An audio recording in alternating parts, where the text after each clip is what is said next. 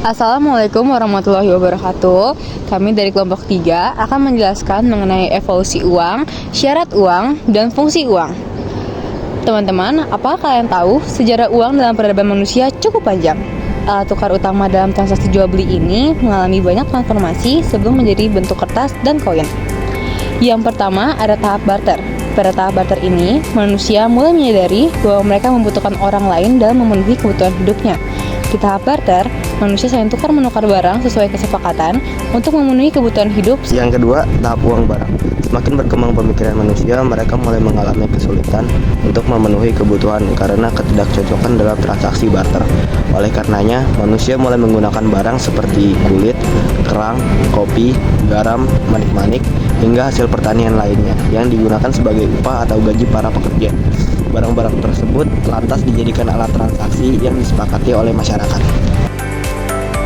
Yang ketiga, tahap yang logam. Di masa ini, uang logam pertama kali diciptakan oleh bangsa Lydia pada abad ke-6 sebelum Masehi atau sekitar 500 SM. Uang logam ini tercetak dari elektrum campuran emas 75% dan perak 25% dengan gambar singa.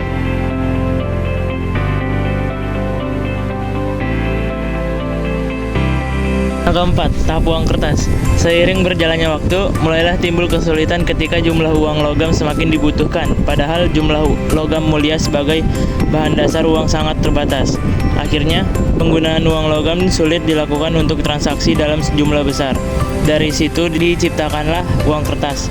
Dalam sejarah pemakaiannya sebagai bahan uang, Cina dianggap sebagai bangsa yang pertama kali menemukannya, yaitu sekitar abad pertama Masehi pada masa dinasti Tang. Penemuannya ialah Cai Lun. Lun membuat uang kertas pertama kali dari kulit pohon, yaitu pohon murbei, yang daunnya digunakan sebagai pakan ulat untuk industri sutra Cina. Selain itu, Cina juga mulai mencetak mata uang huizi yang digunakan sebagai mata uang resmi negara itu pada masa dinasti Song Selatan tahun 1160. Yang terakhir, tahap uang non-tunai. Alat pembayaran terus berkembang dari alat pembayaran tunai atau cash-based ke alat pembayaran non-tunai atau non-cash seperti alat pembayaran berbasis kertas atau paper-based, misalnya cek, biliet giro, nota, debit, atau kredit. Selanjutnya ada fungsi uang, di mana fungsi uang ini dibedakan menjadi dua, yaitu fungsi asli dan fungsi turunan. Fungsi asli uang atau primer ada dua, yaitu sebagai alat tukar yang sah atau medium of exchange, di mana uang digunakan untuk membeli atau menjual barang maupun jasa. Yang kedua, sebagai alat satuan hitung atau unit of account. Uang sebagai satuan hitung berfungsi menunjukkan besarnya nilai suatu barang dengan satuan uang menjadi lebih mudah dan praktis. Fungsi turunan uang. 1. Alat pembayaran. Dalam hal ini, uang dipakai untuk membayar barang ataupun jasa yang dibutuhkan atau dibeli. 2. Alat penyimpanan kekayaan atau menabung. Pada umumnya, orang memiliki keinginan untuk menyisihkan sebagian hasil pendapatannya untuk disimpan atau ditabung. Menyimpan kekayaan dalam bentuk uang atau tabungan jauh lebih praktis dibandingkan menyimpan barang. 3.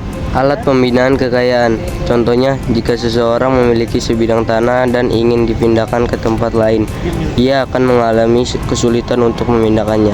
Namun, dengan adanya uang, maka dengan mudah memindahkan tanah itu, yakni dengan jalan menukar tanah tersebut dengan uang, lalu membeli tanah di tempat lain. 4. Sebagai alat pendorong ekonomi, dalam hal ini uang dapat diinvestasikan dengan mendirikan pabrik atau badan-badan usaha lainnya agar memperoleh laba atau penghasilan. Di sisi lain, pendirian badan usaha juga dapat menyerap tenaga. 5. Alat pengukur harga suatu barang. Harga suatu barang biasanya dinyatakan dengan uang. Maka uang berfungsi sebagai petunjuk harga, contohnya label harga. Tak semua benda bisa diperlakukan layaknya uang. Ada beberapa syarat khusus yang wajib untuk dipenuhi supaya sesuatu dapat dianggap sebagai uang. Syarat tersebut antara lain: 1. Durability, yang mana uang harus mempunyai sifat yang tahan lama dan tak mudah rusak. 2. Stability, merupakan syarat yang berkaitan dengan sifat dari uang yang harus mudah untuk disimpan serta mempunyai nilai yang tetap maupun stabil.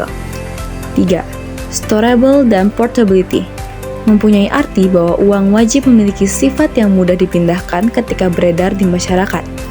4. Divisibility merupakan syarat yang memiliki keterkaitan dengan kemudahan untuk dibagi dan dipecahkan tanpa mengurangi nilai asli dari uang tersebut.